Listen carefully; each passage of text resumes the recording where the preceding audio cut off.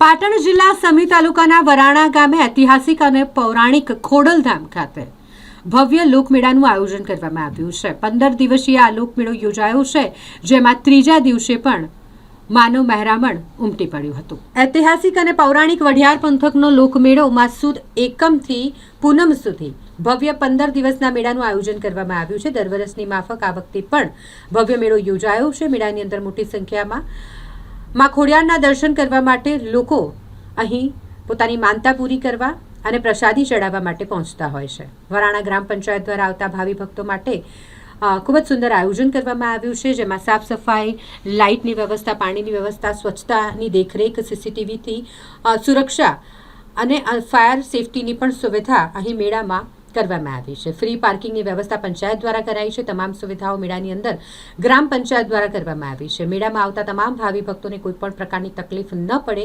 તેવું આયોજન અહીં કરવામાં આવ્યું છે। મારું નામ સંદીપ જે ઠક્કર, તલાટી કમ મંત્રી વરાણા।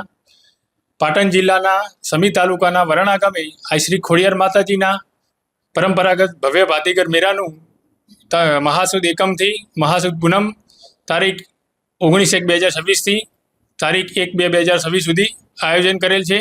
આ મેળામાં આવનાર ભાવિક ભક્તોને પીવાના પાણીની વ્યવસ્થા, સ્ટ્રીટ લાઇટની વ્યવસ્થા કરેલ છે, તેમજ મેળાના સ્થળો ઉપર સફાઈ, પાણી છંટકાવ, સીસીટીવી કેમેરા લગત સુવિધા તથા ફ્રી પાર્કિંગની સુવિધા કરેલ છે, જેથી આવનાર ભાવિક ભક્તોને તકલીફ પડે નહીં।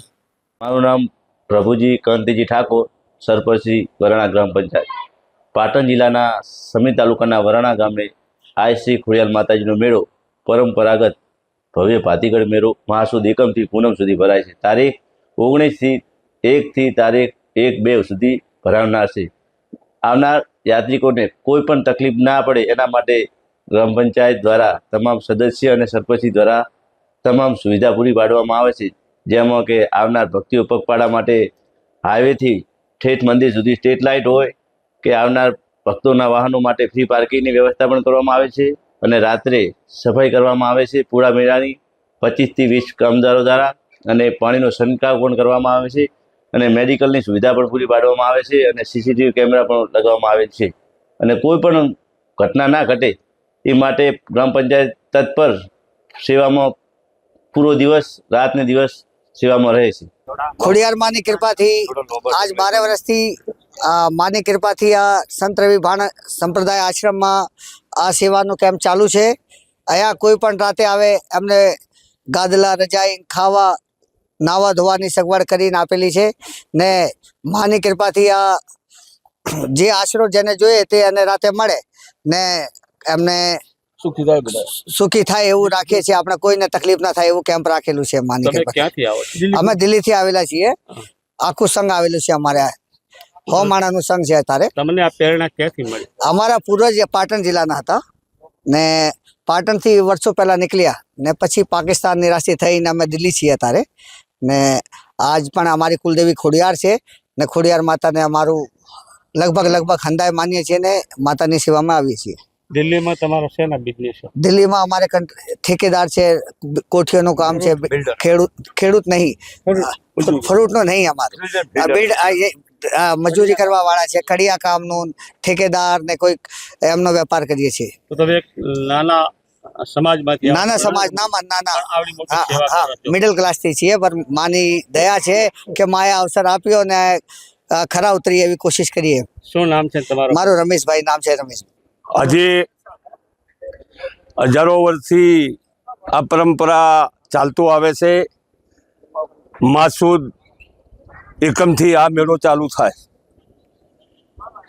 વઢિયાર આ પરગણામાં એવો મોટો રિવાજ છે કે લોકો હાની એટલે એક ગોળ અને તલ આ બંને ભેગું કરી બીજ કરી અને મા ખોડિયારને ધરાવવામાં લોકો બધી સમાજ લોકો આવતી હોય છે। ખૂબ મોટો આ મેળો છે। આ મેળો લગભગ 1 મહિનાનો મેળો છે। બધી વસ્તી મેળામાં આવે છે, આનંદ માણે છે। મા ખોડિયારની ખૂબ મોટી શ્રદ્ધા છે, લોકો જુદી જુદી શ્રદ્ધાઓ લઈને આવતા હોય છે, એટલે આ પરંપરા આ મેળો ચાલે છે। દરેક પડી આ અમારા લોકો બધા અમારા ગુરુભાઈઓ છે દિલ્હીથી આ લોકો અહીંયા આવ્યા છે અને લગભગ 10-15 વર્ષથી અહીંયા આ કેમ્પ લગાડી અને માં ખોડિયારના આશીર્વાદ લઈ અને અહીંયા ભંડારો ચાલુ રાખે છે અને લાખો માણસની કોઈ એનું માપ નથી. એક દી 10,000 જમે, એક દી 25,000 જમે, એક દી 5,000 જમે, એનું કોઈ માપ નથી. વસ્તી આયામાંથી આ મોટો કેમ્પ ચાલે છે, ખૂબ મોટો. આના માટે કોઈ પ્રતિબંધ નથી. રાતના 2 વાગે આવે તોય અમારા ગુરુભાઈઓ બધા રમેશભાઈ, ભીમભાઈ, જેઠાભાઈ આ બધા લોકો ખૂબ મોટી સેવા કરી રહ્યા છે. એમને માં ખોડિયાર ખૂબ સારી બરકત કરે અને ખૂબ સારું બધાનું તંદુરસ્ત રાખે.